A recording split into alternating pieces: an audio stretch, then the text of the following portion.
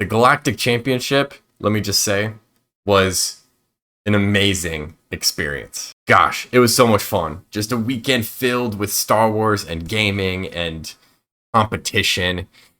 It was such an amazing time, and I hope that like many of you guys were able to make it there. I know some of you were able to make it there, and my favorite part of the entire weekend was getting to meet some of you guys. There was a handful of people that came up to me, recognized me, and I was super freaking excited to meet those guys, man. It was really cool being able to get like, you know, put a screen name to a face and be able to just like chat it up as if we had been, you know, it felt like we were friends meeting for the first time, right? And I thought that was so freaking cool. I had one guy come up to me and he wanted a picture, and I was like, man, I should have gotten a picture. Like, that was the first time somebody had done that. It was such a blast, man. I got in on Thursday. I drove with a couple buddies, took Thursday off, took 6.5 hours to get there. 6.5 hours was not bad because I had amazing company. Shout out to my boy Matt and Andrew, aka Naku, in the chat. It was super fun driving over with those guys. But we got in the afternoon, hit the Venetian right away to get our passes for the event. Met up with like the group of 12 guys that we were staying with. And that was so cool. And honestly, that right there was probably the best part about the weekend. Besides meeting the fans. Coming together with all my buddies that I've met from across the country, talking with them about this game that we love, all coming together to this one place, this one massive event, staying in an Airbnb the entire weekend, hanging out, having a blast. Like, so much damn fun, man. That was just the best. All these people from across the country that you've met through this game, through various PQs and competitions.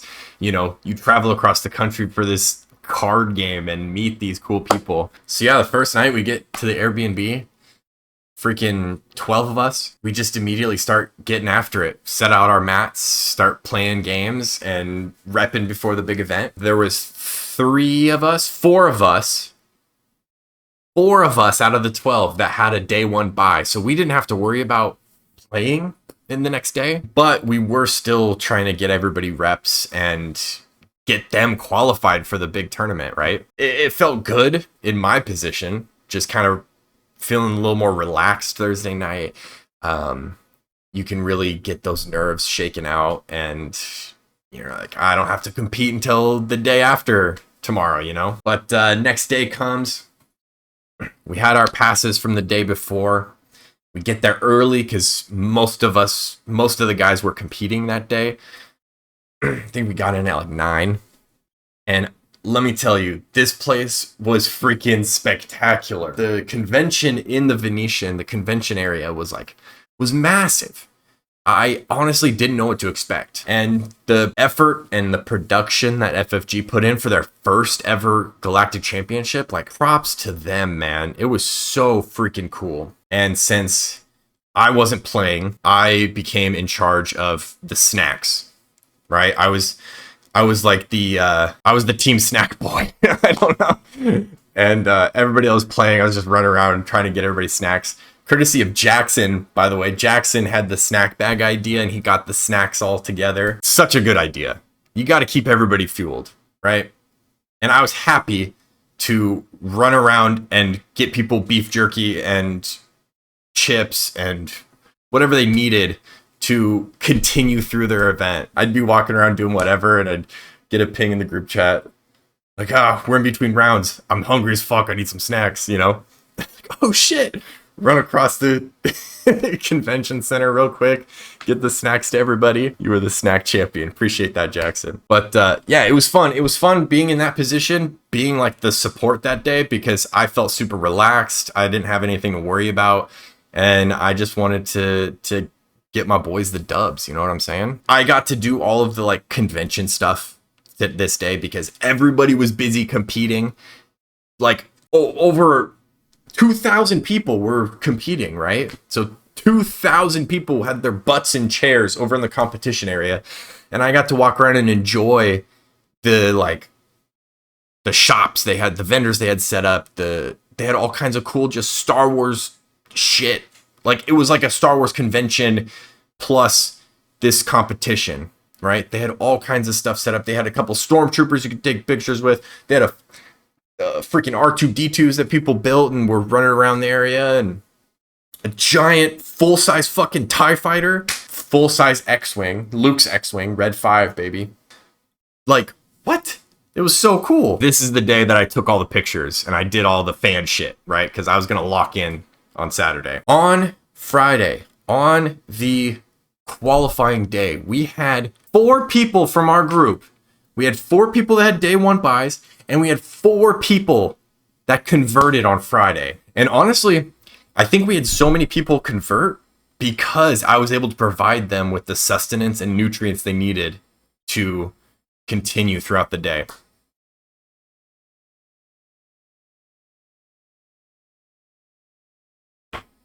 Eight out of the 12 in our group staying together, 8 converted to day 2.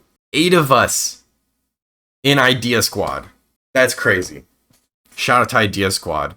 Obviously, Friday was hype. It was a long day. I got my fan shit out of the way, but then I was just kind of a cheerleader the rest of the day, trying to, keep everybody motivated and stoked about their wins. It was nice being able to go into Friday and see the convention and get all that out of your system. I saw this main stage. I saw the competition area. I saw what it was going to be like, right? So you're going into the next day like, okay, I understand the vibe. I get the feel. It's like, instead of 2,000 players, there's going to be like 400 of us. And so I was feeling so good. By the way, because I got to catch all of you guys up, I played a lot of decks on stream. I was playing a lot of Obi-Wan Virgin's Temple, right? I was stoked about that. And I was like, I'm locking into this. I'm going to play Obi-Wan Virgin's Temple. And slowly throughout my process of preparation, which I have a little bit of regret about, and I regret that I didn't stream it at all, but you can't dwell on that shit. Anyway, I'm happy with the decision I made. I think it was the right decision, obviously, because it's the one that I made. But in hindsight, it's like, man, was it the right choice? This is what I brought. I ended up being super drawn into the idea that Force Throw was going to be a must-have card, right? I was really worried about Force Throw. I was worried about Han 2, right? And so instead of going blue, I was like, well, let me be a little spicy and go green, right? I liked what green does better, right? I get access to Force Throw, but I also get access to some of my favorite green shenanigans. I like the idea of Gunji. I like the idea of General's Blade. I got, some of the stuff that I had in my Obi-Wan deck still, but I was just playing what I thought to be just the strictly better leader. With Force Throw and Kiadi Mundi were the big draws to go red instead of blue. And, Timely Intervention's crazy with Mace Windu and Poe, and Keller and Beck is amazing. And I liked the feel of this deck. Obviously Yoda and Krayt Dragon at my top end. And I felt good going into Saturday. I felt like I knew what my deck needed to do. I knew the lines that were winning lines. I knew what my tough matchups were going to be, and I felt like I was prepared. I felt like I was prepared for the most part. Obviously, going into a tournament, I never feel fully prepared. It's like going into an exam and you never feel like you've studied enough. It's like, oh my God, what if this is on the test? What if they ask this on the test? I haven't really studied that. I studied this, this, and this. This was the main part of my studying. But what if they ask something out of here, out of left field, right? But ultimately, you can't be 100% prepared, and you can't prepare for every single situation and every scenario. All you can do is have your winning lines down, know what you need to do every turn, and understand what your opponent is possibly going to do to respond to it. And so generally I felt good. I knew what I needed and I knew what would happen if I didn't get certain things. But yeah, I was feeling good. I was hyped to go into round one. Round one pairings get put up. I look at my phone. I'm like, ah, shit. Round one, Lego pizza. I was like, okay. First round is going to be like a freaking top 8 of worlds match here. This is like what you prepare for. This is what you want in competition. You want to play the best people. Not necessarily round one, right? It would have been nice to play him later. I knew it was going to be a tough match. And he sat down with the Boff and Spice. You know what he played. Kylo 5 Tarkin Town. Going into this, I knew Kylo 5 was going to be, really good. That was one of the decks I was playing with early in set 5. I played him on stream. It was Kylo 5 ECL. I always felt like red was one of those things where I was like, yeah, you get like the holocrons and shit, and red was always the one people were kind of looking at to potentially like do some sort of one-shot shenanigans. But I was like, I like green. I like the consistency with green. It feels really great with like Craving Power and the fuck's that card called? 2-cost capture. Legal Authority. Craving Power and Legal Authority. And I really liked Kylo ECL a lot. But I started to feel like, okay, this struggles really hard against like super aggressive space decks. And I knew the super aggressive space decks were going to be everywhere. I feel like I kind of called that out on stream when I was talking about the meta. And definitely there were aggro space there. That was the main form of like hyper aggro. But this Kylo 5 Tarkin Town was like dialed in.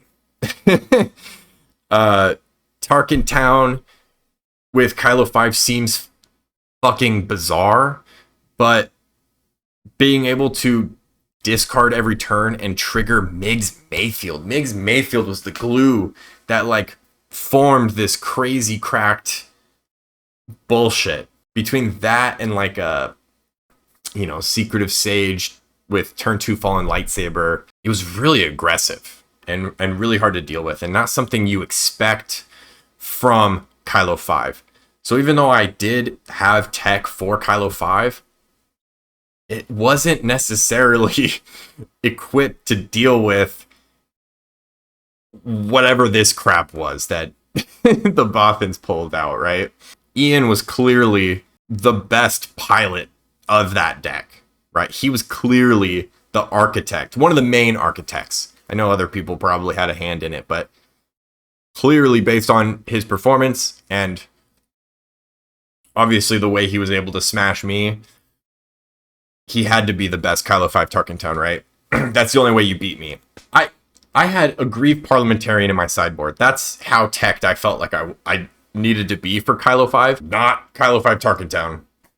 But I got it off. I got it off in game 2. I got an Grieve Parliamentarian, and I ditched like a couple holocrons, like all of his upgrades that he was prepping for his next turn flip. All of his upgrades gone. He didn't even care. He flipped Kylo with no upgrades. With no upgrades. He still flipped it the same turn he was preparing to flip it for. I played Aggrieved, and he still flipped his fucking Kylo with no equipment. I was like, what? It's just a 5/5 Sentinel, and that's enough to just beat me down and win the game. Yeah, that was crazy. He had a naked Kylo. It was bad. It felt so bad. So after he beat my ass with naked Kylo, I was like, hey man, if I'm gonna lose to anybody, like, I'm glad it was you. Like, if I'm gonna have one loss today, sure. Lego Pizza, sure. I'll lose to Lego Pizza. And he was super cool about it. Of course, he's always super great to play. I'm not gonna lie, it did suck, obviously, to lose your first round of the Galactic Championship. Like, that's rough. But after that, I believe I was able to win. And for the rest of the day, I just won, lost, win, And it was like 50-50. I went 4-4 on the day. The only other interesting game, okay, I did have one. I get matched into Yoda red. And this deck I was really worried about because our buddy Rob was super high on Yoda red and he was killing it with Yoda red. Like, he seemed unbeatable, right? And I was like, oh man, it's kind of like Hantu blue, but it goes further in the game and just like gets to this point of inevitability where he just restores enough to take the game no matter what. But I think Hantu green is set up really nicely into this because I can also go really late and I can also take the game to that point where I have like Keller and Becky, wing reinforcements, home one, crate dragon, Yoda, like fight me in the late game. You know what I mean? That's one of the things I love about green as opposed to blue. And we had a really close first two games. We were back and forth.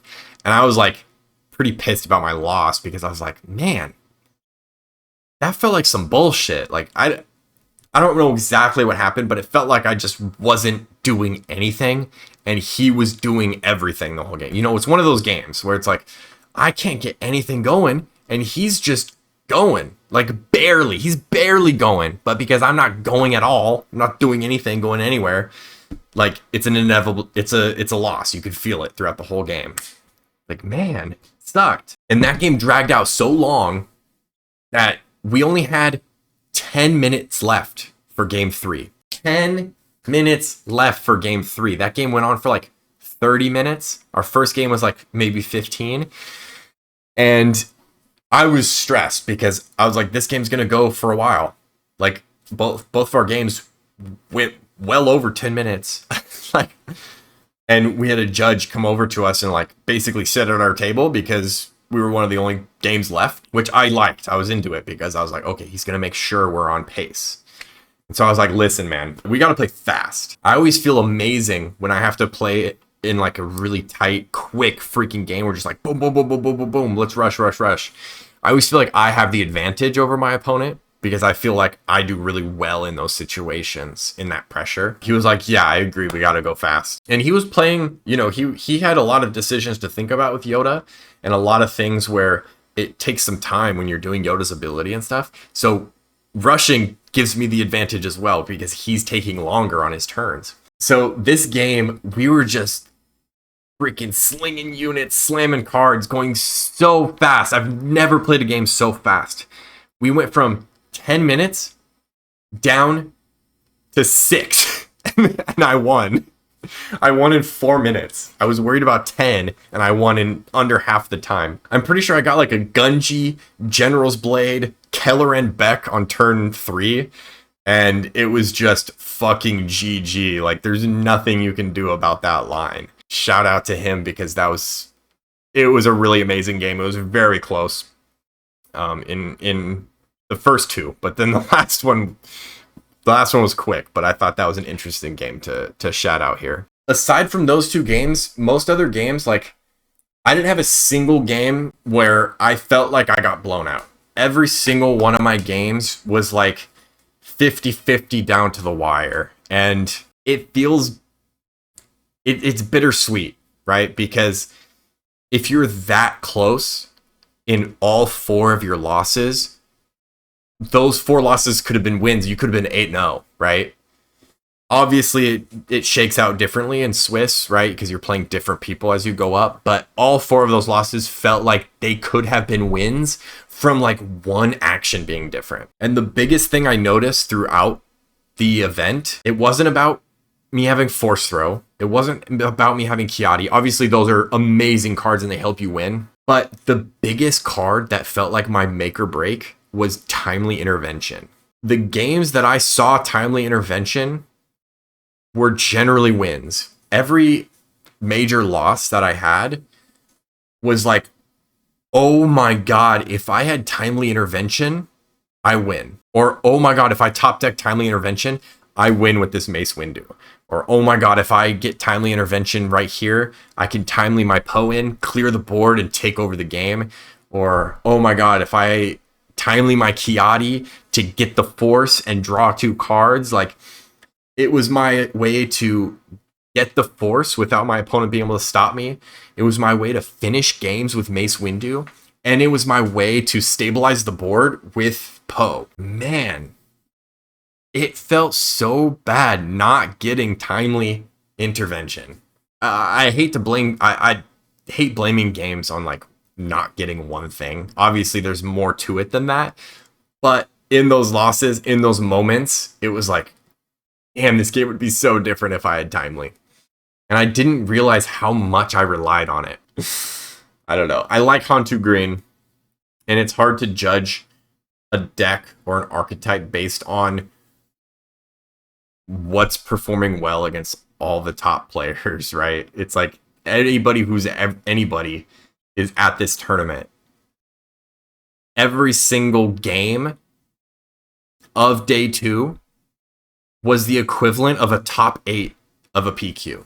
Maybe even, I would go as far as to say it's probably a top 8 of like a sector, right? Like everybody who's there right now either won a PQ minimum, or they got 6 wins in the qualifying tournament the day before. It's like all these amazing players coming together. So 4-4, I was like, scrubbed out. I went even against the best players in the game. One of my 4 losses was to Lego Pizza, who ended up getting to the freaking top 8, getting to the finals and barely losing. Like I lost to the second place freaking player, you know what I mean? That was my day 2. I played it out. I didn't want to drop because why would you drop? You're in the event. I wanted to get that 4-win prizing, and I was able to secure it after my last game. My last game, sit down with my opponent. We're both 3-4. And it's like, man, this is for that next level of prizing, my friend. We got some big stakes here. We're joking about how minimal the game was. It was fun. That last game reminds me because it was a guy from Brazil. A guy from Brazil I sat across from. And it just reminds me of how cool it was that this was a world tournament. This was the world tournament for Star Wars Unlimited. The first world championship, right? There's people from all over the world. I was sat next to a guy from Germany, sat across from a guy from Spain. Like I played a guy from Australia, played a guy from Brazil.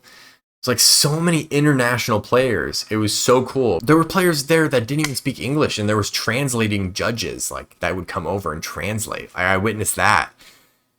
But it's like, even if you don't speak the same language, you can still communicate through this card game, right? And that's such a wild experience that really only happens at an event like this. And so that was really cool to witness and be a part of. Even though I was out of the running for day 3, I had multiple friends.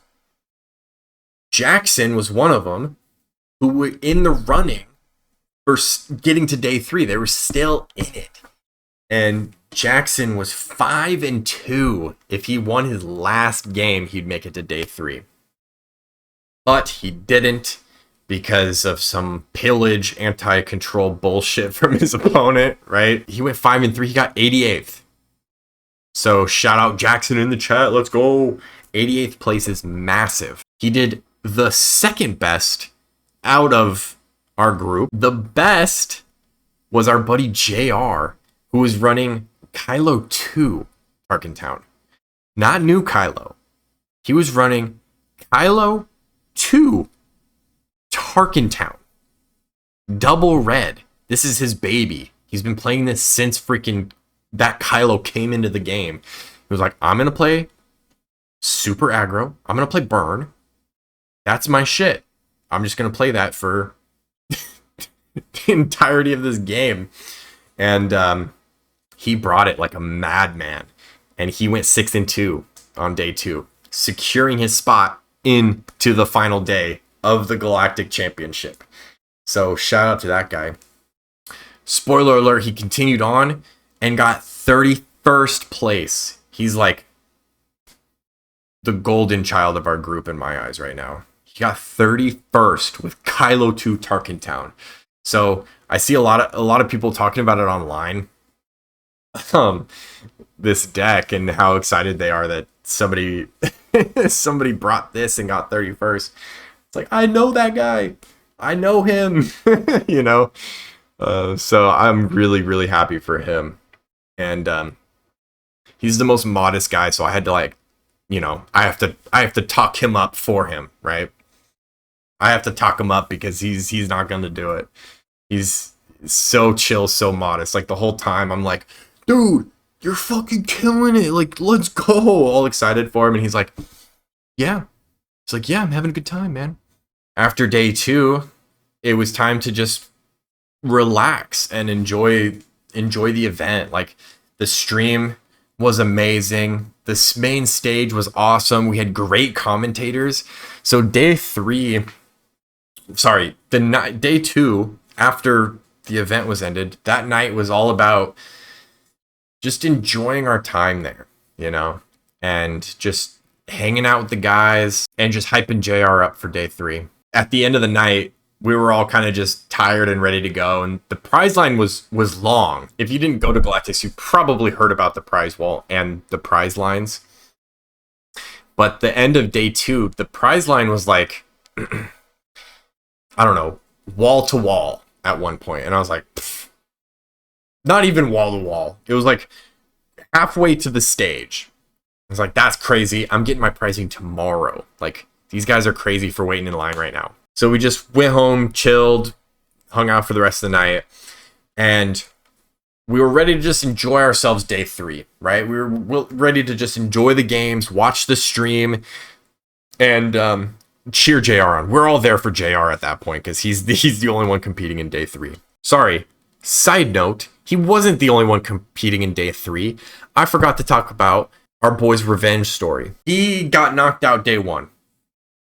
But then day 2, they had the first tournament of season 1, where it's like, okay, if you don't make the main tournament, you can still compete in this side tournament that's also really big. It's like basically a regionals, right? Or a sector qualifier at that point, just by the size of it. There's like 500-600 players playing in this side event. So he's like, I'm going to compete in that. And let me tell you, this guy was on a revenge tour. This guy joined the fucking dark side and fucking dominated all day 2. So not only was JR making day 3, but Swifty was making day 3 for this other tournament with no break. It was brutal. Oh yeah, they didn't even get a freaking lunch, dude. Okay, so I think they were trying to catch up because you guys were 9 rounds, we were 8 rounds. So I think they were trying to catch up with the Galactic tournament, so they needed to fit their like a round into lunch. So we all went to lunch. It was me, Jackson, Tim, one of our local store owners, and Swifty. We were going to lunch. We were going to go hit up the food court at the Venetian. We're like, okay, we have like 40 minutes on the dot. We got to be quick because it takes a long time to get back and forth, right? We got to get our food, fucking beeline it to get to our round. And so we get like halfway there, and then all of a sudden, Koi's just gone. And we're like, what happened to Koi? Jackson's like, fuck it, dude, we gotta go. We gotta go to the food court. So we just bail and keep going to Chipotle. And yeah, we just lost Koi, and we thought we were gonna catch up with him eventually. And we get back and realize that they're playing. They're playing still. They didn't get a lunch at all. So that shit sucked. But yeah, we barely got any time for lunch. They were like on a tight schedule. He ran back. We were halfway there, and then he had to run back to get to his round. How did you find out? Did you just have your pairing up and you were like, oh shit, we're paired? Oh gosh, he was checking. Good thing you checked. Because we were just going on ahead and we were like, Coil catch up. Like, we just gotta go. We don't have much time for lunch. And we turn around and he's just completely gone. He had to fucking sprint back to get to his game. That shit's so funny.